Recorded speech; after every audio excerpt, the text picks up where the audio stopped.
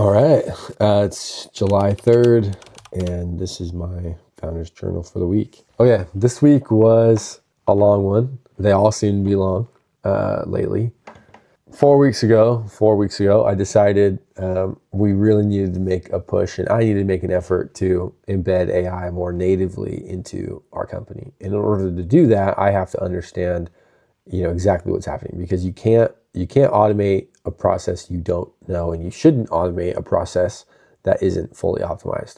And as I started getting into things, it was very clear that our process was not fully optimized, and in some cases was just poor, just flat out poor.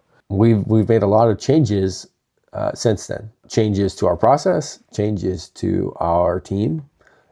We've had some people that have been let go because they weren't cutting it, and we've had roles that have changed because things weren't quite, going the way that we needed them to. It's been frustrating. I would just say my general feeling has been frustration. A lot of people want passive businesses. I had a call with someone a week ago who told me yeah, I just want a business where I can delegate and have it be pretty passive, and I can move down and hang out with my friends in Southern California. And I'm like, that doesn't work, right? That doesn't exist. If you have a passive business, you don't have a good business. And, Goodly hasn't been passive for me by any stretch, but I have delegated a lot of responsibility. And the worst thing I did was I delegated responsibility and didn't audit how things were going at an individual level. I actually had too many layers of delegation, right? We had our teams, and then we had team managers, and then I had a COO, and then me. Right. So I delegated to the COO who managed the teams, and then they would delegate to their teams and so on. So the reality is that I delegated things, specifically responsibility, right? I didn't delegate specific actions. I just delegated responsibility and absolved myself from that responsibility. And that was a mistake. I don't think it's always a mistake. I think that we could get to that point again. We've since wiped that. Our whole org chart has just flattened. And now I'm doing roles that I haven't done in years because we've had to make some changes. And the reality is the people that I trusted to be running teams and running the show, I just don't think that they were equipped with the skill set they needed to do that effectively, right? In essence, what I think happened is we just had too many people managers who weren't responsible or taking accountability for the performance. And if somebody had been taking responsibility for the performance, I think that our results would have been significantly different, or red flags would have come up sooner, right? If you're responsible for the performance, you start looking to see well, did this process that we have outlined go exactly as I expected it to? And did the results come in the way we would have expected? And yes or no? And if no, we got to make some changes.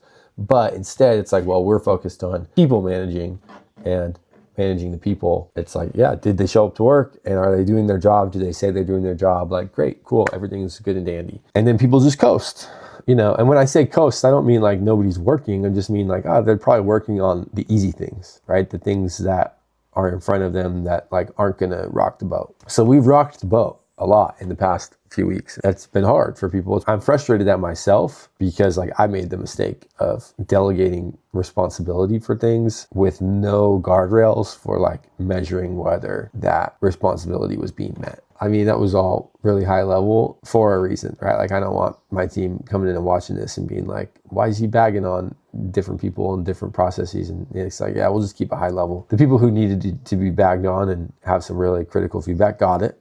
So aside from that, I say we're trying to do a lot of AI native stuff. So I've actually been I feel I leveled up again with AI this week. Fable came out again with Anthropic, which has been cool.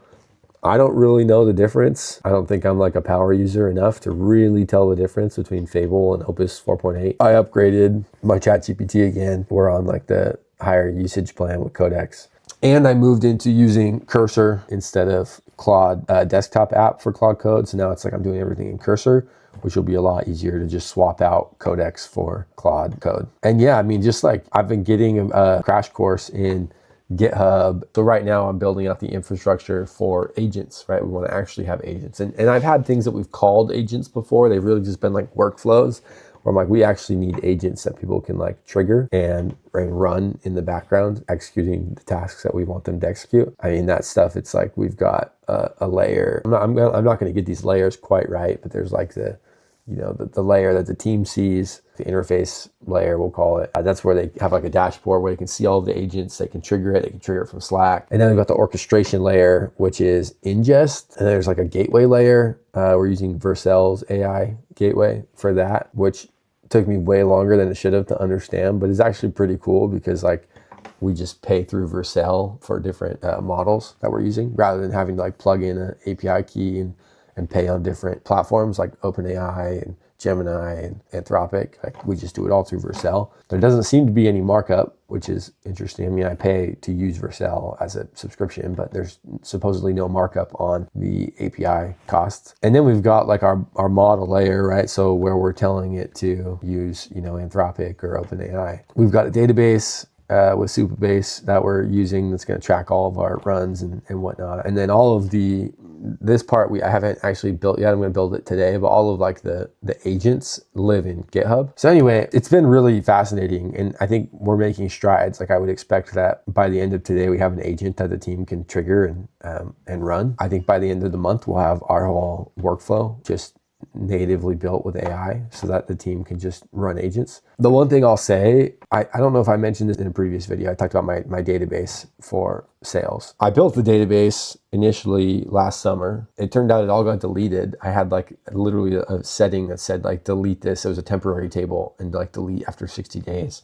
Didn't know that was turned on. And so I rebuilt it in November of last year. Like I was like devastated that it got deleted because I was like, man, that was a ton of work that went into that. But the second time around, I built it like 10 times better, and it has functioned so much better since rebuilding it. I've got like some technical background, but like far from true like technical person. So when you have no technical background, the odds that you build something correctly are slim. Even with AI, both times that I built that database, I had AI help me build it. I was prompting it and like it was telling me like, yeah, do this and this and this. This is what your architecture should look like. And completely got it wrong. The second time, it was way better. But I'm like, even going through what I'm going through now, I'm like, I should probably just go rebuild that again. I think that it will be even better now. And in like the 8 months since I've built it, I think like the use cases in my mind have expanded. Like rather than just like appending onto it for these new use cases, it probably should just be rebuilt to be more functional and like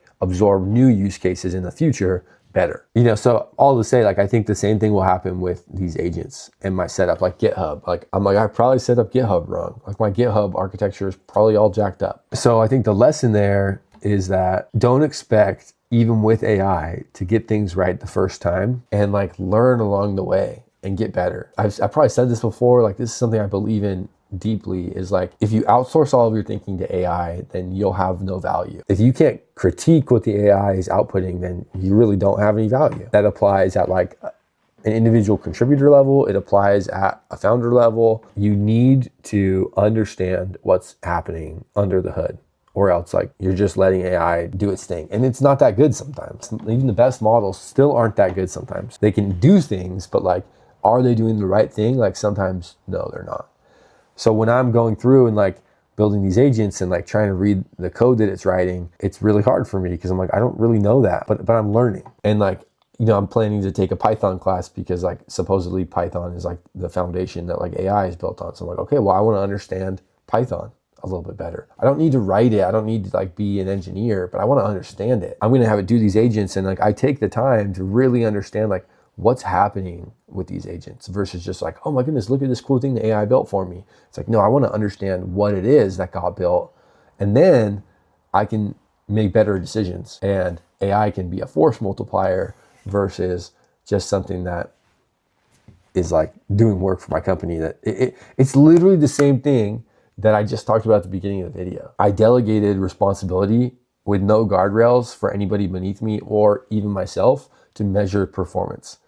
And the outcome was terrible. And now I'm getting into the weeds and figuring out like, well, why are we doing this way? The same thing happens and applies with AI. If I just outsource responsibility for everything to AI, then like there's no telling whether it's being done correctly or not. Down the line, I'm going to have to get in and correct it. So like better to just learn now. Like You should be curious, you should be learning, you should be following along with what it's doing every step of the way. And then you're going to get smarter and be like better tooled to be successful in whatever the future holds, whether it's like an AI driven economy or whether it's not an AI driven economy. Like you'll be better suited to succeed if you have built that skill set. So yeah, building that. Updates on the company this week. We're migrating all of our sites to like a custom code base and then deployed on Cloudflare. And that is going well. I think we've got like just shy of 40 sites migrated, that most of which we did this week. We're slightly behind pace to have them all done. We actually have a large subset we're doing. I think probably 80% of our sites we want done by the end of July. So we're a little off pace on that. But I think that as the team gets better and faster, like we'll hit that by the end of the month. And then in August, we'll migrate the rest of the sites over. So there's that. Sales was solid this week. We had $900 in MRR closed through today. So we should tip over to 1,000. We've been closing $1,000 a week for the past 3 weeks. So that's great to see sales getting back on track. And we had a couple non-sales deals that came through, upgrades and a referral that got closed. So MRR is somewhere up around like 121.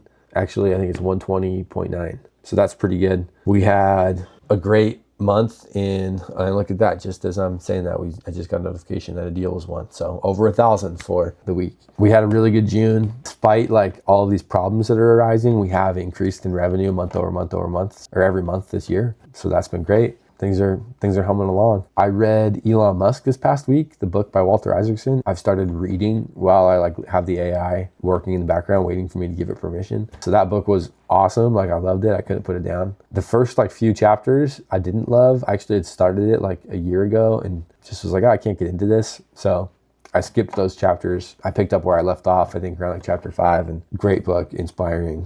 You know, I think there's some traits I probably don't want to emulate, but like a lot of traits that I think I do. So that was really good. No sugar, no gluten. It's been 5 weeks now. I actually did get some blood work back. I'm waiting on all of it to come back, but or some of the stuff that wasn't that good 2 months ago, completely reversed. So that's a little disappointing when I consider my joy in my diet, but obviously good, right, to like have those things change.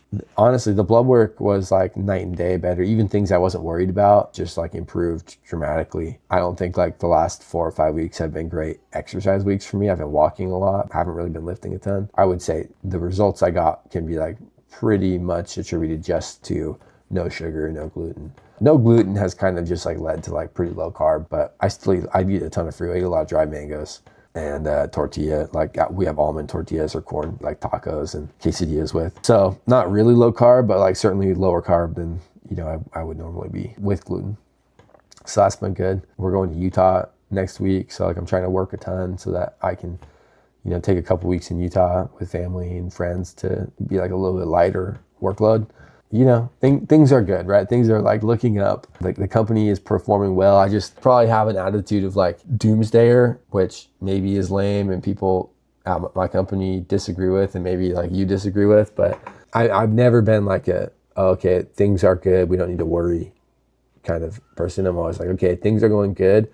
What would make them not go good? Let's fix that. But the company is doing well, and we're just getting better every day. So I'm trying to get better every day. I feel like I've got a lot of work to do and a long ways to go. Just keep getting after it. Okay, that's it.